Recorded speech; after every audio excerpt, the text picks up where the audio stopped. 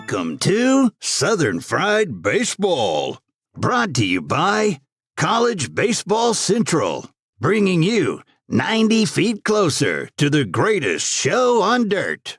Here are your hosts. Welcome in, college baseball fans. Week 9 is behind us in the SEC. There's a ton of movement, ton of great series, tons of teams fighting for their tournament lives, tons of teams getting themselves in position to make the tournament. There's a lot to talk about, so let's go ahead and jump into it. Let me move my camera down so I'm not just looking at myself this whole time. But let's start with series that started on Thursday, if you will. The Alabama Crimson Tide went and swept the South Carolina Gamecocks. Obviously, South Carolina's been out for a few weeks.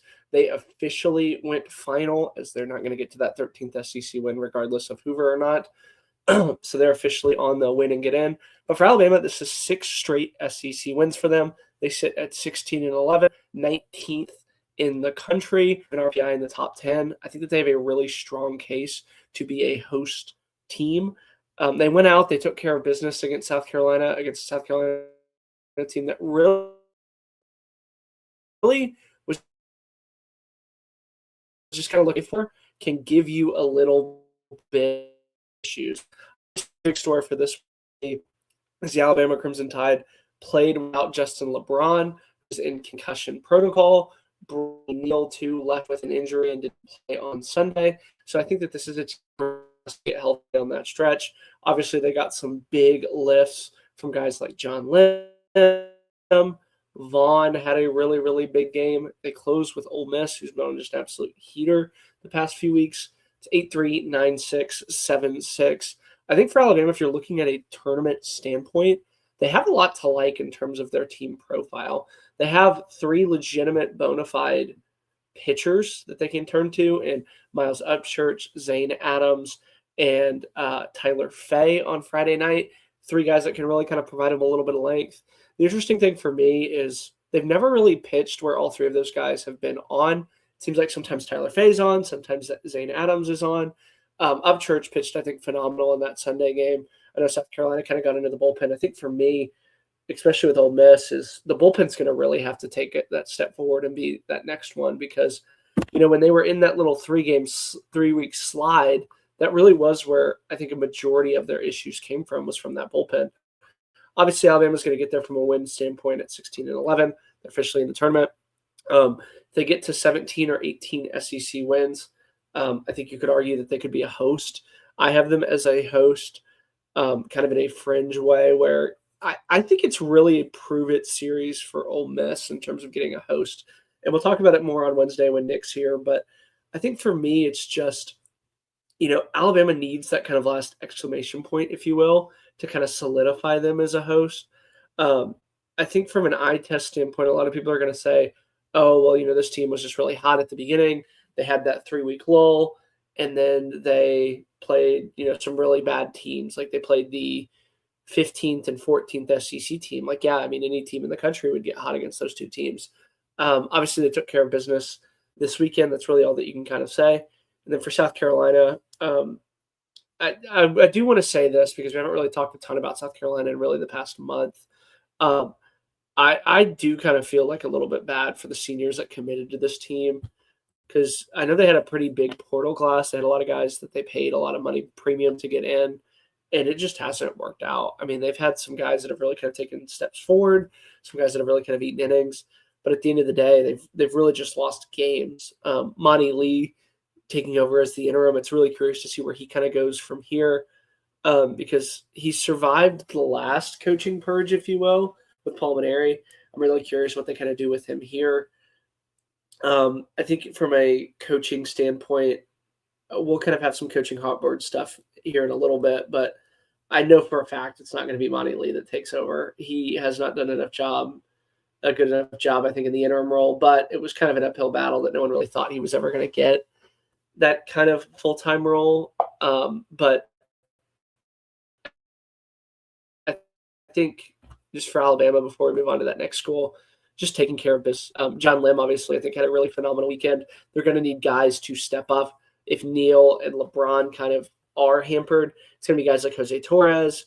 I would say John Lim, Vaughn, Peyton Holt has been one of my favorite guys to watch. He's been phenomenal, I think, in relief of them. But again, it's really just kind of whether, because Alabama, well, if you like, they're not tops of the SEC in terms of batting average. They're not tops in the SEC in terms of arms. They don't have a bevy of bullpen guys that they can kind of turn to. But I think for me, is Alabama doesn't do anything bad either. Like, they're not going with TBA in any of their roles. They've had 3 solidified starters who have started for them every single game. And aside from Faye and Adams kind of switching at one point, it's been a very, very consistent rotation. They have a very, very consistent lineup too as well. And they have enough bats. It's not like they're Texas or something like that where you can sit here and say, oh, well, the bats are going to be the reason that this team doesn't really succeed. I think that the bats can and will provide enough kind of pump and oomph, if you will. Fowler hitting 315. Hines has been hitting 330 since he got into the lineup. Obviously, they're going to have to keep guys like Torres, like Lem, Holt, Vaughn behind the plate. It really is going to have to be all on deck. They're going to try to face Brady and Justin LeBron. Furthermore, I think when those guys do come back, they're probably not going to be 100%. So again, they need to kind of get hot, alleviate some of those issues, and really just kind of go from there. Next up is a team that probably saw their tournament hopes dwindle right in their eyes. Missouri Tigers, the Week 9 Masters, if you will. It took 2 of 7 Friday. That was the Fog game where it appeared that Braden Holcomb hit a go-ahead home run in the top of the 9th, was ruled a ground rule double. They suspend play. They come back the next day, strike out. They go into extras. Vanderbilt ultimately loses that game in extras. Fast forward Saturday is another game where they go into extras. Riker Waite hits that go-home run in the top of the 11th. And then yesterday, Vanderbilt just got absolutely just shoved into a locker in every sense of the word as Missouri takes that one 4-1. It's going to be, I think, tough sledding. They sit at 11 in the play. They have an RPM that's up into the 70s if you're the Vanderbilt Commodores. I think let's start with that Friday game. Everybody's going to sit here and say, oh, well, they got screwed. They did this. They did this. It really no situation. They didn't play very good really all weekend. But the flip side of that is it was actually a really, really tough weekend and tough matchup against, I think Missouri matched up really, really well against Vanderbilt. And obviously that's what we saw. That's what we've been talking about all year is Missouri has this really, really great starting pitching. So if you blink and you got to get them in a little bit of a dogfight, like they have enough arms to kind of keep you down. And the bats have always done just enough to, if you will, to kind of keep them into games. They've been really, really competitive the last few weeks. But I think for me, it's just that Vanderbilt, there's so many games that you look back on and you're like, yeah, like if they had that game back, if they had that game back, if they had that game back. LSU Sunday, when they were having all those bevies of issues, Texas A&M, they have them really by the balls in a doubleheader situation, and A&M blows through it. Friday against OU, that's that really, really weird game. Saturday, they drop a game 6-5. Texas on Sunday is going to be one that they really kind of kick themselves. Alabama on Thursday when they took Fennell out. This is a team that's going to miss the NCAA tournament. And it's going to be the first time since I've really followed college baseball that this has happened. Vanderbilt has been a mainstay in every sense of the word. So when you have stuff like this happen, like where do you go from here? If you're a school, if you're an administration, if you're Tim Corbin, I don't think it's all on Tim Corbin. I know that Tim Corbin's like, oh, everybody has to get Tim Corbin out to pasture. Tim Corbin hasn't done anything. First off, they were the number 1 overall seed last year. They won the SEC tournament last year. They were peaking at the right time. Obviously, you get bounced in a regional. But I talked about this with Josh Holliday. Postseason success almost feels like luck in a way. Like, I don't think you can really judge Tim Corbin's last 3 years just because they've been bounced in regionals. When they've hosted 2 regionals, and they've done a lot. But I mean, when you have something like this where it bottoms out, I think it's important to remember 2 things about Vanderbilt, and this is going to be excuses because I think that this is a team that warrants a little bit of context. I think it's a 3-headed monster of one. They had a lot of injuries from a standpoint. Wyatt Nadeau was supposed to be a bullpen arm / closer. Nye was a guy that they lost really, really early in the season. That was supposed to be kind of their guy. I mean, you look at their injury report, it's pitcher, pitcher, pitcher, pitcher, pitcher. They've never had a consistent number 3 in any way, shape, or form. And then when Wyatt Nadeau kind of struggled, they were really forced. 2, the recruiting aspect.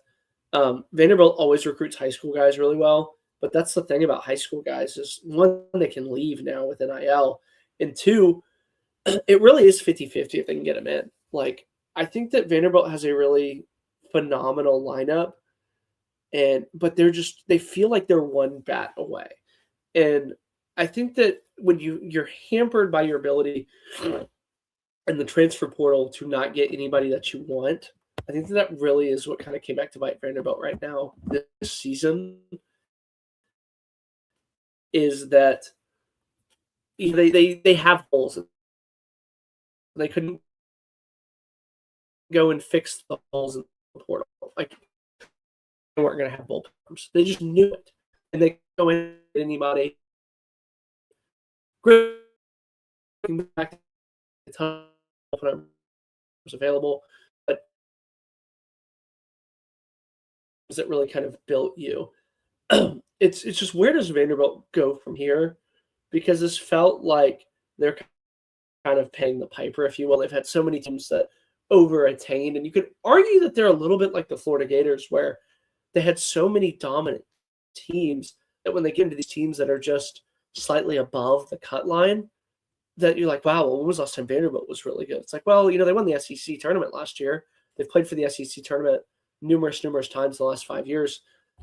They won it in, I think, 23 too as well. So it's going to be really, really interesting going forward where Tim Corbin goes from here. But for Missouri too, I mean, they have a chance to kind of go in and upset somebody again this week. They're going into Austin, Texas to face the Texas Longhorns, a team that in my head already has those 3 wins and has that top 8 series kind of locked up. Obviously, it's the perfect series if you're the Texas Longhorns because you have Kellenbrink, you have McDevitt, they have some other arms. The lineup can kind of provide a little bit of depth. It's not a bang around the yard ballpark, if you will, and it's not a bang around the yard team. But, credit to the Missouri Tigers, I think, for still fighting. One, there's a lot of teams that we saw it last year with South Carolina and Urban area where they kind of gave up. Carrick's teams continue to fight. They continue to get into the battle and continue to get into the ring. So it's just really kind of nice to see somebody like that really, have guys that want to fight for him. This will be another quick series. The LSU Tigers went into Foley Field and got swept, shellacked, mopped, pushed around, bullied, if you will. Georgia Bulldogs are outright, albeit a little bit controversial. But I mean, like, what do you do if I didn't think they played particularly bad. I think Cerna and Aaron Beatty are kind of the 2 lifeboats, if you will, that are still kind of fighting, still kind of going up there and taking good at bats. But outside of that, I mean, they got absolutely exposed. I'd everybody kind of been a little bit riding high on them after that South Carolina series. We're like, hey, maybe we can get this. Maybe we can get this. 8-run second inning in game 2. LSU did kind of battle back late and make it a little bit closer than it was. 12-1 on Sunday, 11-8. I mean, this is just a team where if you're LSU, they're going to be missing Omaha. They're going to be missing the tournament in general. So all these fans, and here's the other thing too, that I've been seeing a lot on Twitter about, Jay didn't get enough money, Jay didn't do this. They were preseason number 1. They talked numerous times, because I went back and looked at my fall report stuff, about how they learned lessons after that 23 team. So 2026 is not going to have that little lull that 2024 had. I mean, Jay's kind of right because they are not going to make the tournament like that 2024 team that got really hot in May. LSU is really just going to be playing for pride, and they have a lot of hired guns that really don't give a shit about LSU. I'm going to be honest with you. There are numerous guys that are on this team, and I've been saying it for months and months and months. I can go back to that Oklahoma series when I saw LSU for the first time. This team lacks a pride of LSU. I know that when you talk to LSU alumni like Mikey Matuk and Chris Demui, there's a pride about putting on that gold jersey on Sunday. I don't think that's this LSU team. They are very, very selfish.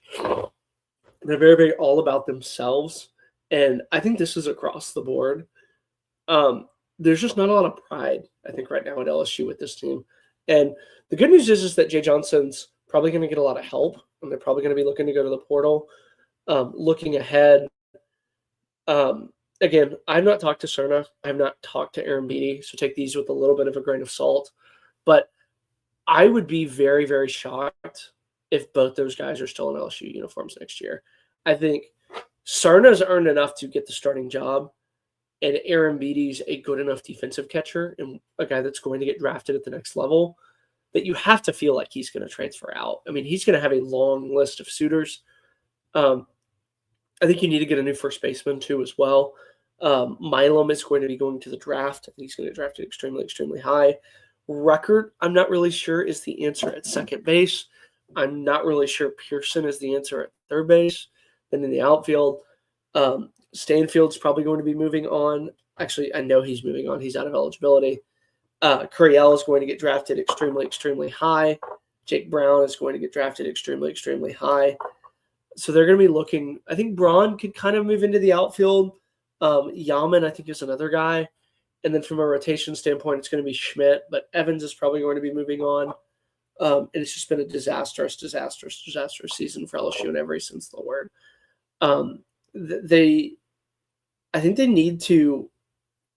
I'm really curious what changes they make, because Yeskie was a very, very big reason why they won that 2025 title. But he was fired from A&M after a kind of disappointing second season, and he's had a very similar track record at LSU. Does Jay Johnson have that quick trigger on Nate Yeskie? I don't think he should. But, I mean, when you have, a pitching rotation like LSU's run out, granted, Cooper Moore's been injured, Kason Evans, missed a few starts, but I feel like the development hasn't really been there for a lot of these kind of younger guys. Like, who's really kind of taken that step forward? Is it Marco Paz? Yes and no. But I think that's the one is, does LSU make any changes from a coaching staff standpoint? I mean, they did just win the national championship in 2025. So in my opinion, I think that there's no need to panic. But again, it would really, really shock me if LSU kind of rolls with this group next year.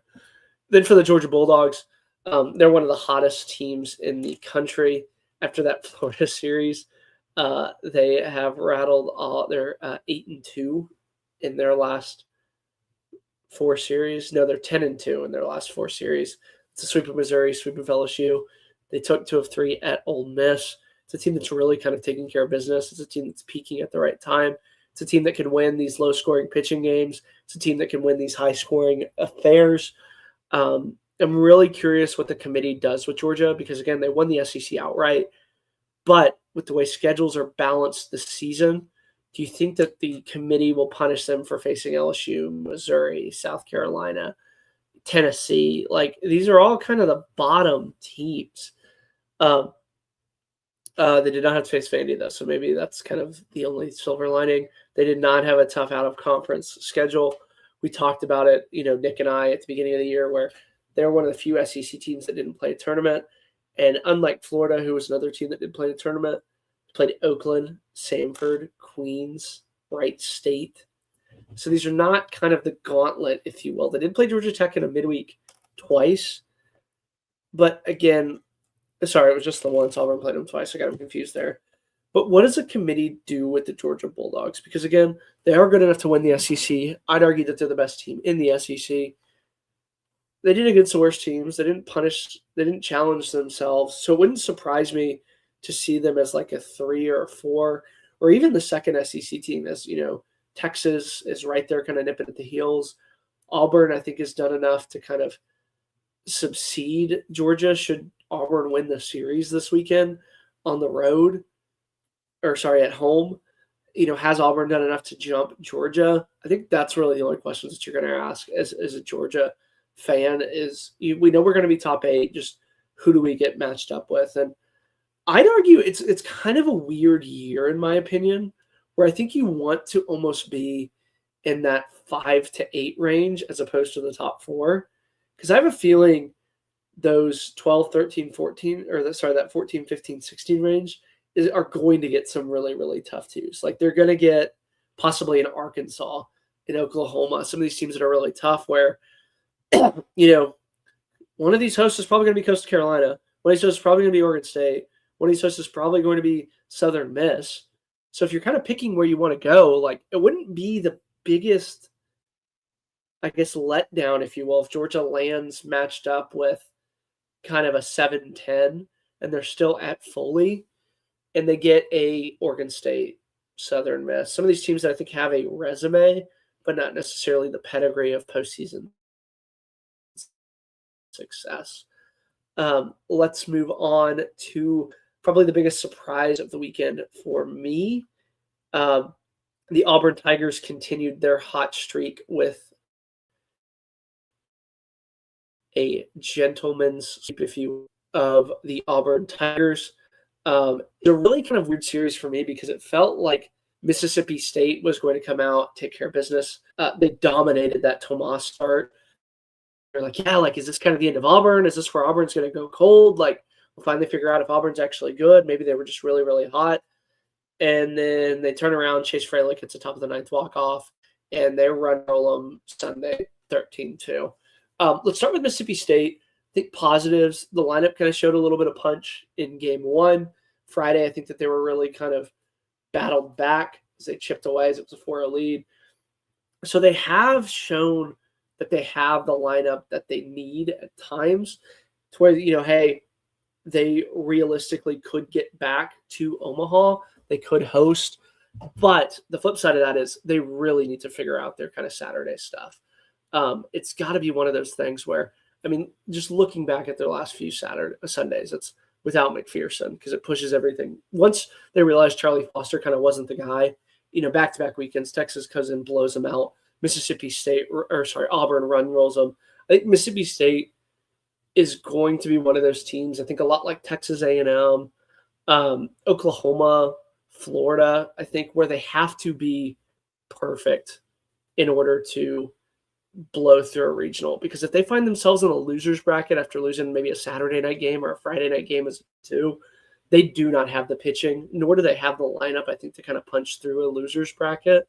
That's what I think is going to be really interesting is they're going to need a guy to step up. And I think that that's really what Hoover is going to tell me about the Mississippi State Bulldogs is can they go in, get that kind of next arm of guy who kind of steps up. Because we've seen it a lot in Hoover where these guys kind of take these next step forwards. Like the one that really comes to mind is Troy Lansing a few years back at Texas A&M when A&M was kind of on that bubble teetering. He goes out and throws a complete game one hitter. Mississippi State needs somebody like that. They need somebody that they haven't really counted on all year. They can kind of go in, give them 5 or 6 innings because they don't have that back end closer either, like some of these teams have, like Texas, like again Oklahoma. So a lot of these games are kind of up in the air, if you will, and I think that that's what I really want to find out about these Mississippi State team against Texas A&M is kind of how the bullpen reacts. A&M is probably going to be one of the best lineups that they've seen in a while. Auburn, I think, is one of those ones where they caught them on a really, really tough weekend. For Mississippi State, I'm really curious what the committee does with them. And honestly, Texas A&M, too, to some extent, as we kind of transition into Texas A&M. It's one of those teams is probably going to be right on the brink of hosting and done enough, but they'll have been lost the last 3 weekends. I think Mississippi State's kind of a step behind Texas A&M just because Texas A&M, one, I think, has a little bit better resume in terms of the teams that they've beaten, versus Mississippi State. But Mississippi State's been really kind of going the wrong way since that Ole Miss series. But I think that's going to be a really, really big one. And then for the Auburn Tigers, I mean, they sit 16-11 in the SEC. They have run an absolute murderer's row since Missouri. I mean, think about this. Texas had Alabama when Alabama was one of the hottest teams in the country. Arkansas at home. Kentucky at home when Kentucky was kind of teetering. And then at Florida, Oklahoma, at A&M, at Mississippi State versus Georgia. I mean, those are all ranked teams. And they haven't swept anybody since that Missouri series at the beginning of the year, but they've won the series. And obviously they get Georgia this weekend. So, I mean, this kind of murderer's row is this May showers, if you will. It is really kind of coming to fruition. Instead of April showers bringing May flowers, I think it's May showers bringing June flowers. I'd be really shocked if there's not an Auburn kind of regional. I'd almost be shocked if they're not the top-ranked SEC team, depending on how Texas does this weekend. But, I mean, this is just a phenomenal, phenomenal Auburn team. And I know I tweeted that they're a mature veteran group, and a lot of people were saying, well, they're more freshman and sophomore run. I would argue that they're a veteran group still. Remember, a guy that's been around the block at this point.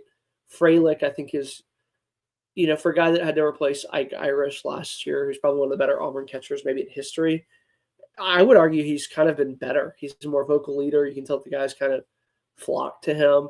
It's the most Butch Thompson of Butch Thompson teams. Like, they really don't give a shit in, I think, the best way possible. They can run on a bevy of arms. They trust a lot of the arms, and they really just kind of go to work. They are a team that I think, should they lose a game, they can kind of pitch through a regional. Alvarez, I think, was phenomenal. Marciano, I think, is got a little bit of the struggle bus, but again, felt like really, really whole ask. Speed up 2 days as he pitched on Saturday. And that's kind of what happened. We've seen that. It'll be kind of interesting. I wonder if they sped him up for this Georgia series. And it was just a week in advance, so we're going to have to live with that. But, I mean, Auburn, I think, is one of the best teams in the country. They're a team that I would not want to face in a regional in any sense of the word. And they're doing it really without Bub Terrell, who's probably been he's their strongest hitter. And he doesn't really take, I think, good at-bats. But when he takes good at-bats, he usually wins them. That's what's kind of the weird thing with me, is he doesn't take very good at-bats sometimes. Like, he chases change-ups, I think, a ton.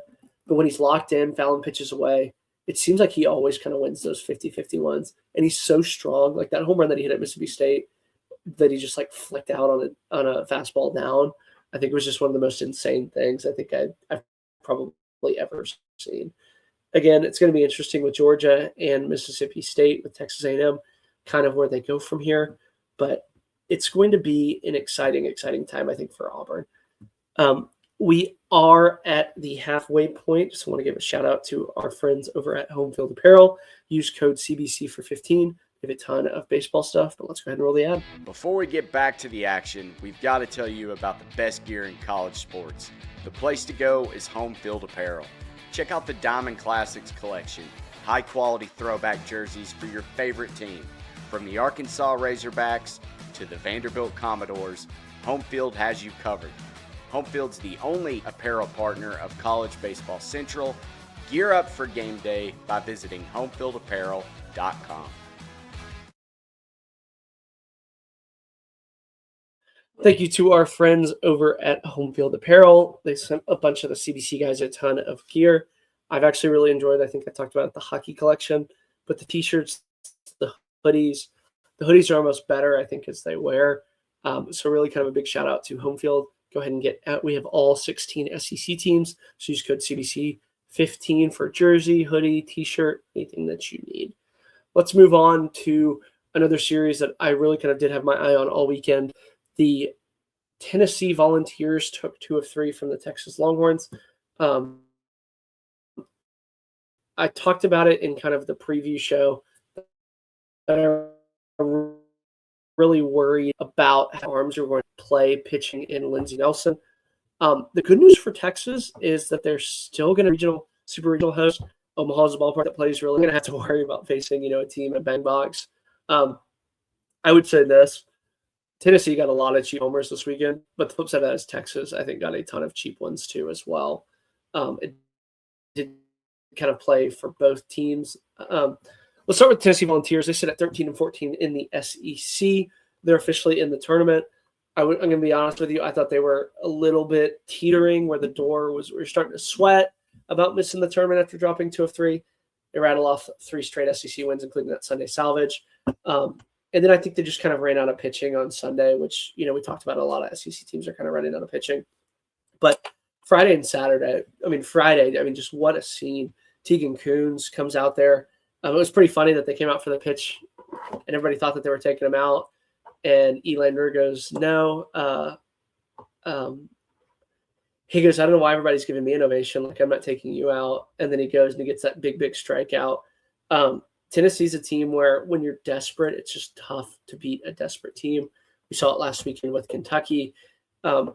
Tennessee's really kind of quietly put together a nice resume in the past month or so. That's a sweep at Mississippi State. I would argue a competitive 2 of 3 against Ole Miss. They blew through that Friday doubleheader. Kentucky, they got the Sunday salvage. I think Tennessee is one of those teams where they can beat anybody, they can lose to anybody.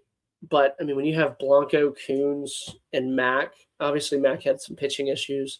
I think he's going to be fine. It's nothing long-term, and you have the lineup that they can have. I think Tennessee's going to be a really, really tough out as a 2. They're going to be a very dangerous 2 or 3, which, again, if you're a 2 or 3, I'd almost argue it's better to be a 3 than a 2 because they'd probably go to a weaker regional. And really, Tennessee has better road uniforms anyway than home uniforms. But if you're a Tennessee fan, you have to say, like, where's the spin all season? Like, Texas is one of the best teams in the country. They have an argument probably to be one of the best, like, top 5. And you go in and just shove it down their neck for 2 straight games. Sunday obviously got a little bit weird as the home runs were home running. They had a grand slam. Borba hit 3 home runs. Temo, I think, really liked hitting in Lindsey Nelson. But then for Texas, like I said, they just need to get a little bit more confidence out of that bullpen. They're still kind of chasing that next arm, if you will. Harrison, Ruger, and Volantis, I think you can argue that was probably the worst Volantis has looked, and he didn't really look that bad. Texas, I think, just needs to get some consistency, and they need to have a good understanding of, I think, what the pitching staff looks like. It's maybe having a little bit quicker of a trigger with some of these starters, some of these bullpen guys, not allowing them, I guess, the ability to pitch out of danger. I think that's what's going to be intriguing about Hoover and the NCAA tournament is, Schloss has given these guys a lot of leeway. And sometimes it's paid off and he's got that big double play. And then other times it hasn't. So I think that's the interesting part with me is what kind of Schloss and Max Wiener do with this rotation. Because, again, they have so many arms that they can roll out. But the flip side of that is, they feel really comfortable about LeFew. They feel really comfortable about Crossland and Cozart. But outside of that, Bing, Flores, God no. Burns, I think that's the one for me is, when you look at Texas has 6 arms where most teams have about 2.5. So they have a lot of premium. I think that they're one of those teams that can pitch their regional. But I think for me, it's just, can they kind of get some confidence back in them? Because I think I wouldn't say that they have the whys from a bullpen standpoint, but you can definitely kind of feel the bullpen sweat a little bit more than it was at the beginning of the year. I think Texas is a team that I think is chasing perfection in an imperfect sport, too, I think is another thing. So I think that they just kind of need to relax. Maybe this loss will kind of get them back into it. We saw them kind of rise up after that A&M series. I think that that's what it's kind of going to be again this weekend. And then for Tennessee, obviously they go to Oklahoma and Chickasaw. They sit at 13-14. They you feel good about one more win if you are an SEC, whether that be in Hoover, whether that be against Oklahoma. Oklahoma is, again, a team kind of on that. They're right around them too as well. So Tennessee probably chasing one. Obviously outside of that, who knows what they're really going to get. Moving on to our next series, the Florida Gators played their best baseball and took 3 from the Kentucky Wildcats. in the SEC. And I'll say this of Kentucky. I've seen cities rain delays about how tough team just because of some of the facilities and everything. But, I mean, Kentucky dealt with a lot this weekend, and they really were of all three games. And I know that they lost, was it 7-6, 4-2? They won, and then 9-6 yesterday. They were battling to the end. This is, I think, the best Kentucky has looked. And inversely, outside of Florida's playing their best baseball too after taking 2 of 3 at Oklahoma. If we get these versions of Kentucky and this version of Florida, I think that these are two Omaha teams. Will we get these two versions at the same time? Probably not. Honestly, if you had to tell me an SEC team that's probably going to get bounced in a regional, I would argue Florida. And Kentucky's right there with them. But, I mean, Cleaver pitched extremely, extremely well. Jelkin, they rode until his arm fell off. And then yesterday, again, they just ran out of time. Obviously, they got that cancellation coming up in their midweek against Northern Kentucky. It'll be really intriguing, I think, if you're Kentucky, if they can get this kind of buzz cut magic and keep it kind of rolling. They are just kind of one of those teams that are hot, not good. They're 100% going to be in the tournament.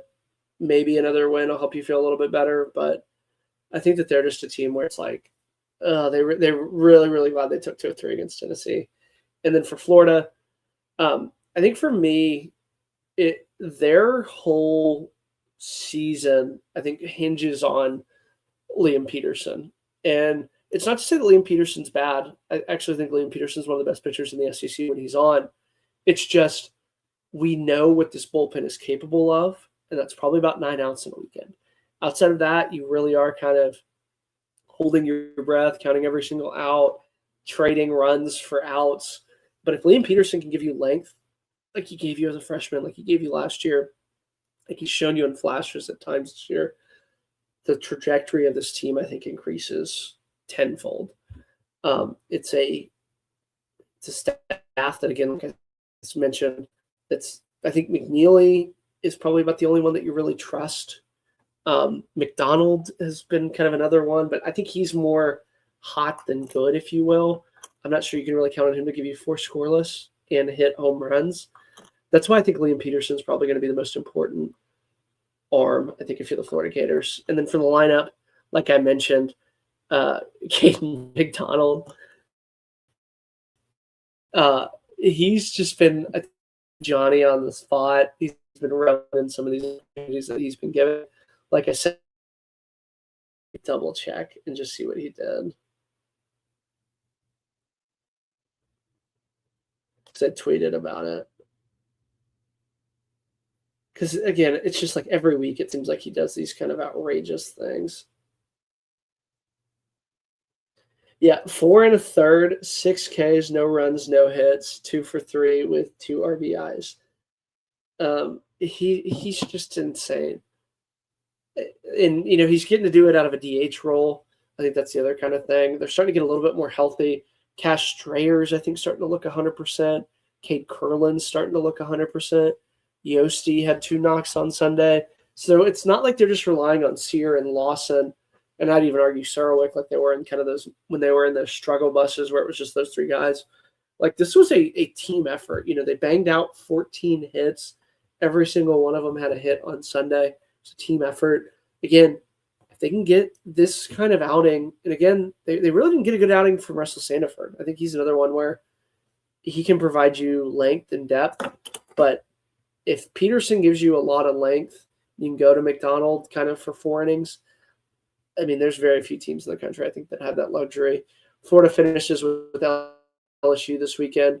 They're going to sit at 15-12. I think they have to sweep in order to kind of be a host, which, again, it's LSU, so who really knows what LSU is going to really be trying or doing weird stuff. So they have a chance to sweep them. I'll probably be there Saturday.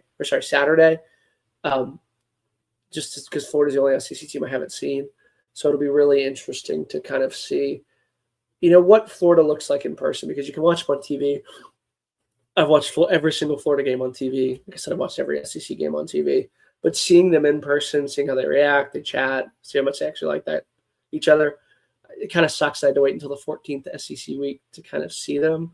But again, what are you going to do? Next up is probably the biggest shocker to me because OU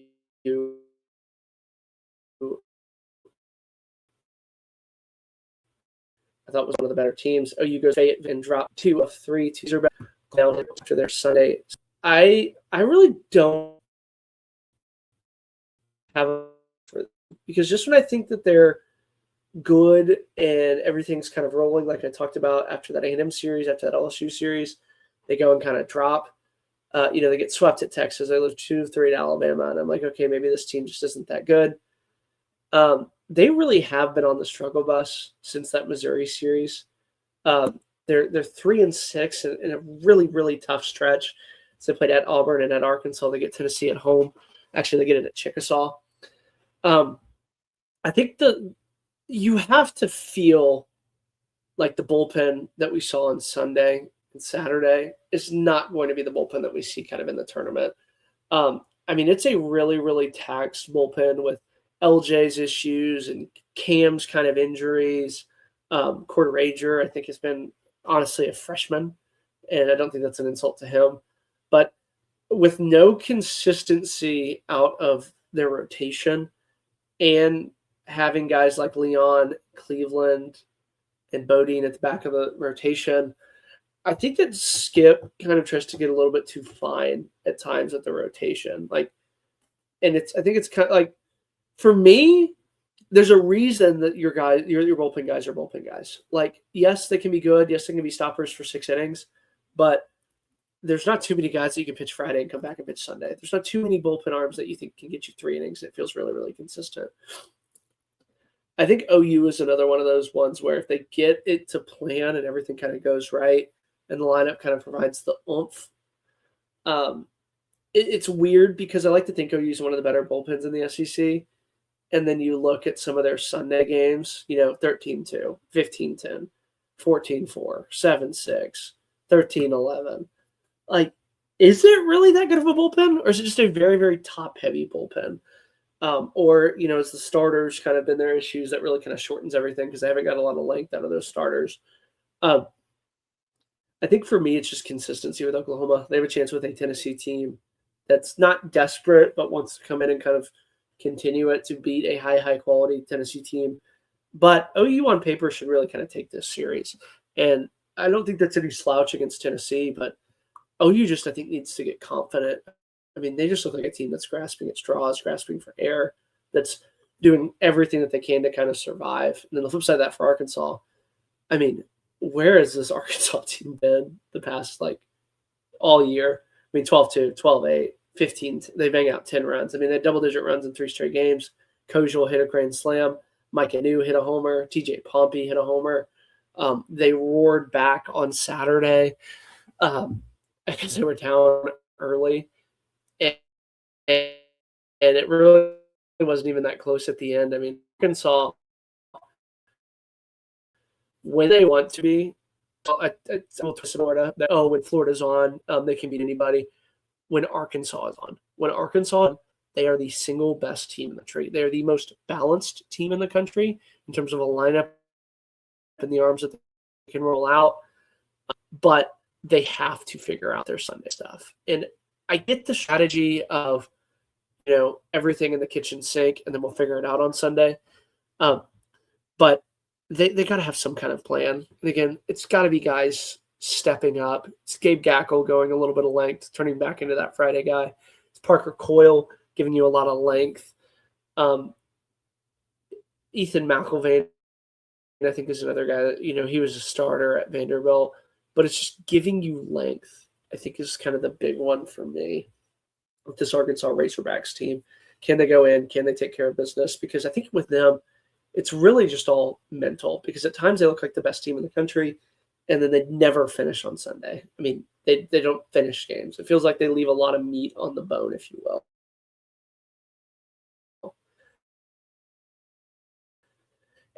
And our final series of the weekend, 3 from the Texas A&M. It was a doubleheader.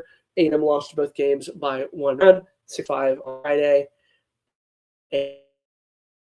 and then 5-4 Friday, 6-5 weekend for Texas A&M because they're dealing with the fallout from last Sunday. Boston Kellner takes one off the face Friday. Chris Hakopian's limping around the ballpark as a DH. They have Dewar out in the outfield. And yet, I'm going to be honest with you, I talked about this the last 2 weeks with Ole Miss about how it's like, despite the loss, I feel really good about Ole Miss. I still feel like Ole Miss is a really good team despite the loss. That's kind of how I feel about Texas A&M. I mean, they don't have their shortstop. They don't have their third baseman. They don't have their second baseman. They have their DH playing in the outfield. They have their first baseman playing third base. They have Blake Binderup, who's been up and down his entire career playing first base. And they lose 2 one-run games where they had the go-ahead run on third base in 50-50 games. Like, I think that there's a lot of A&M fans that would sign up for that. Like, that you're in the fight, that you just didn't get that big hit late. I think they had bases loaded in the 8th inning and were only able to cash in 1 run to chip it away. Clayton Freshcorn, I think, pitched the best that I think we've seen him pitch. He goes 5 innings, only 1 run allowed. If he can give that to A&M, that really kind of changes their trajectory of it. I thought Shane Sadeo pitched really fine. I would even argue Darden pitched good enough because he really did. I'm not going to sit here and say it was a good start just based off the walks because I think he only had, 1 hit that he allowed. But he gave them a chance to win. And Sadeo came in and provided depth. Obviously, they went with Lyons, who, again, Lyons has been such a nails bullpen arm that they have had to use him a little bit much. So he's kind of due a bad weekend.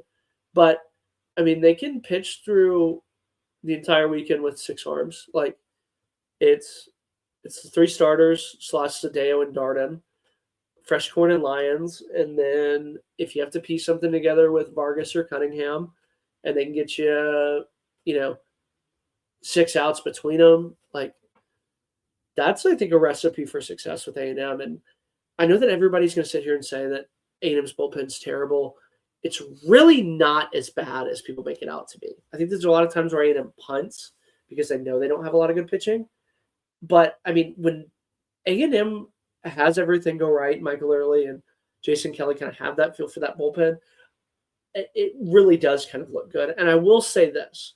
For as much crap as the A&M fans like to give Jason Kelly, he has a really good feel for this bullpen. He knows the arms that are good. He knows the arms that are bad. He knows which arms to use when. And they really kind of do play like that. Obviously, for the lineup, I think it's Sorrell and Grahovic. I think just don't change your approach and try and do too much when you have a lot of these guys out. Let the guys behind you kind of get on base. Sawyer Farr. It'll be really interesting because Michael Lilly came out and said that don't be surprised if Boston Kellner plays this weekend. What they do with Ben Royo is, do they move Royo to second over Sawyer Farr? Do they move Gavin back to first and play Royo at third? Like, it's really kind of an interesting dynamic. Keel, I think, is another one where it's like, okay, if I'll say this, and this is kind of an outrageous statement because A&M's right on that cut line for a top 8. I think you throw everything at the kitchen sink Thursday against Mississippi State, get a win, and then let Chris Hakopian get to 100%. Because he's absolutely banged up. Obviously, he's still hitting, and it's not to say that he can't hit because he's so injured.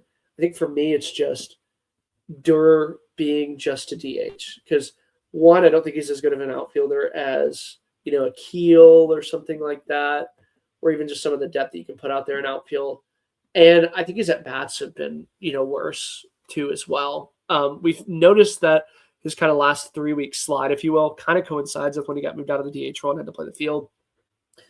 Some people are just like that. Like, I don't know if he's just gets a little bit more time to focus. He can read the scouting reports and he feels kind of sped up and rushed, or maybe he's not taking his quality of at-bats or stuff like that. But I think that's the big one for me, is getting Dewar back into the DH role. Then for the Ole Miss Rebels, I mean, they finally find themselves on the other side of one of these kind of back and forth 50-50 series.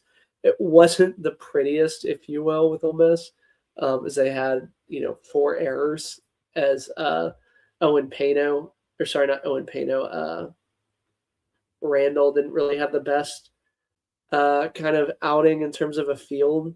But here's the thing that's a little bit scary to me about Ole Miss is, like, scary in a good way, is they're doing this all without Tristan Bissetta. And Tristan Bissetta is going to heat up. Like, he's done it numerous times, but Federico is now proving that, hey, it wasn't just a hot streak. This is just kind of what Federico is. Rudner, I think, is another guy that kind of takes really high quality at bats. Foley behind the plate is, I think, one of the best catchers that no one really talks about.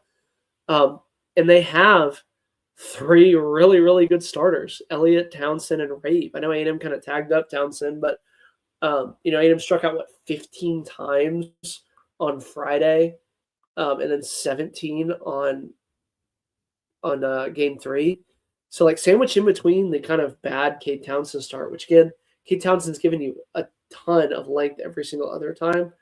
That's really kind of been what it's been. Ole Miss, I think, is a really dangerous team as well. Obviously, they got bounced in a home regional last year, so with really kind of some bad luck. But I think for me, Ole Miss is very, very dangerous. And if you were to tell me kind of the second tier of SEC teams, if you will, that I feel the most comfortable, like in the mob, I feel like Ole Miss is the one that's set up the best to make Omaha. I mean, they have the pitching, they have the bats. They got to work on some of the fielding with Udemark and Randall / Pano, even Decker a little bit. But, I mean, the ceiling for this Ole Miss team, I think, is just off the charts. That is all that we have time for here. Nick will be back here on Thursday as we'll break down. We'll be back here Wednesday because these are all Thursday series to be breaking it down. I'll be at a bevy of SEC games. We're going to be going live every single day with the NCAA tournament. With the SEC tournament. It's going to be me, Nick. I think Chris will make an appearance. Andrew might make an appearance. So be on the lookout. Southern Fried Baseball is going to be growing. We're going to be providing you the best SEC coverage.